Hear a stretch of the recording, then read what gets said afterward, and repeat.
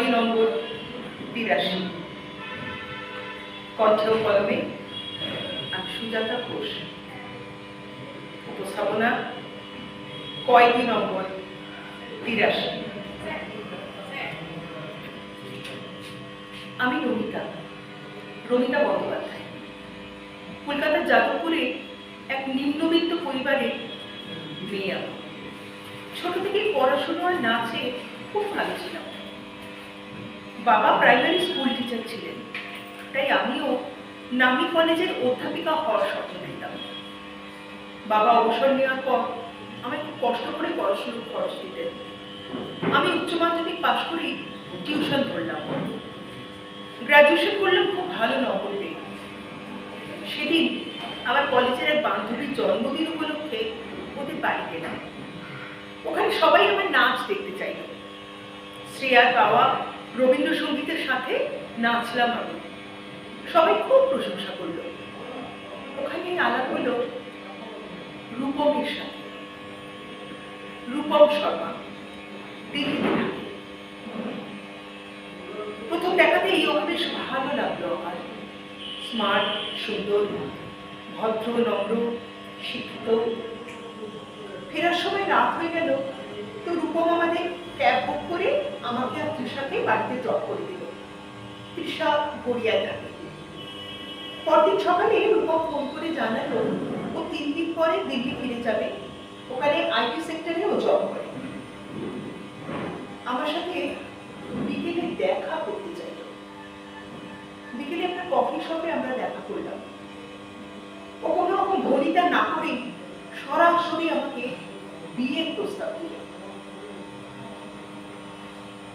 আমি রূপমকে স্বভাবতই না করতে পারলাম না, কারণ আমারও ওকে পছন্দ ছিল। তো আমি স্পষ্টভাবেই ওকে আমার সম্মতির কথা জানিয়ে দিলাম। রূপম বলল দিল্লি ফিরে যাওয়ার আগে ও আমার বাড়িতে আমার বাবা মার সঙ্গে কথা বলতে চায়। আমি ওকে এবার কথা দিলাম। আমার বাবা গোড়া হিন্দু ব্রাহ্মণ। অন্য জাতে আমার বিয়ে উনি কিছুতেই মেনে নেবেন না। আমি খুব ভালো করে জানি। রূপম দিল্লি ফিরে গেল। ওখান থেকে রোজ একাধিকবার আমাকে ফোন করত। একদিন ওর মায়ের সাথেও আমাকে কথা বলালো। 1 সপ্তাহ পরে রূপম আবার এলো কলকাতায়। বললো ওর মা খুব অসুস্থ, ওর বিয়েটা দেখে যেতে চান। রূপম বলল আমি চাইলে দিল্লি ইউনিভার্সিটি থেকে মাস্টার্স কমপ্লিট করতে পারি। অনেক দ্বিধার মধ্যে গোলাচল কাটিয়ে আমি ঠিক করলাম বাড়ি থেকে পালিয়ে যাবো রূপমের সাথে দিল্লিতে। তারপর বিয়েটা হয়ে গেলে, ইউনিভার্সিটিতে ভর্তি হয়ে গেলে বাড়িতে সব জানিয়ে দেবো। আমি ভালো আছি, মাস্টার্স করছি শুনলে বাবা মা নিশ্চয়ই মেনে নেবেন। এটা আমার আশা ছিল। রাজধানী এক্সপ্রেসটা যখন শিয়ালদা স্টেশন ছেড়ে যাচ্ছে, মনটা বাড়ির জন্য কেঁদে উঠল। বাবাকে সব জানিয়ে একটা মেসেজ করে দিলাম, যাতে ওনারা অকারণ খোঁজাখুঁজি না করেন। দিল্লির চিত্তরঞ্জন পার্কে রূপমের বাড়িতে উঠলাম। ওর মা সত্যি অসুস্থ। যেদিন পৌঁছলাম তার পরের দিন বিকেলে রূপম আমাকে নিয়ে বেরোল। একটু দূরে একটা বিয়ার কাপ দেখিয়ে বলল চলো তোমাকে আজ একটা নতুন জিনিস খাওয়া। আমি বললাম আমি বিয়ার কি খাই না রূপম। রূপম হেসে বলল আমি নিজেই ওসব খাই না। ওখানে ঢুকে ও দুটো ফ্রুট ব্লাস্ট মকটেল অর্ডার করল। মকটেলটা খেয়ে আমার মাথাটা কেমন যেন ঝিমঝিম করতে লাগলো। আমার চোখে জড়িয়ে এলো রাশি রাশি ঘুম। আমি টেবিলের উপরে শুয়ে কখন যে ঘুমিয়ে পড়লাম জানি না। কতক্ষণ পর আমি জানি না। ঘুম ভাঙলো একটা ছোট্ট ঘরের বিছানায়। এটা তো রূপমের বাড়ি নয়। আমি কোথায়? উঠে বসলাম। মাথাটা ভারী হয়ে আছে। একজন সুন্দরী স্বল্পবাস মহিলা ঘরে ঢুকলো। আমাকে জিজ্ঞাসা করলো কেমন লাগছো এখন? ভাষাটার মধ্যে কেমন হিন্দি বাংলা মেশানো টান। আমি জিজ্ঞাসা করলাম, আমি কোথায়?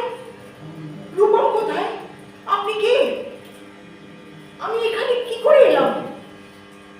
মহিলা হেসে বলল, রূপমের কাজ এখানেই শেষ, ও আর আসবে না। ভয়ে অজানা আশঙ্কায় আবার গলা শুকিয়ে কাঠ হয়ে গেল। আমি বললাম, মানে? মহিলা তখন একটা পোশাক আমায় দিয়ে বলল, রূপম নাকি আমাকে ওই বিয়ে খাবে 50,000 টাকার বিনিময়ে বেঁচে দিয়ে গেছে। এখন থেকে এটাই আমার ঠিকানা। আমি চিৎকার করে কেঁদে উঠলাম। দুটো মেয়ে এসে আমায় বললো, ড্রেসটা পরে মেকআপ করে রেডি হয়ে নাও, ডান্স ফ্লোরে নামতে হবে। আবার আমার মোবাইলটা ওরা কেড়ে নিল। আমার ভাইয়ের তলা থেকে মাটি সরে গেল। এত বড় প্রতারণা, আমি কি করলাম? আমি কান্নায় ভেঙে পড়লাম।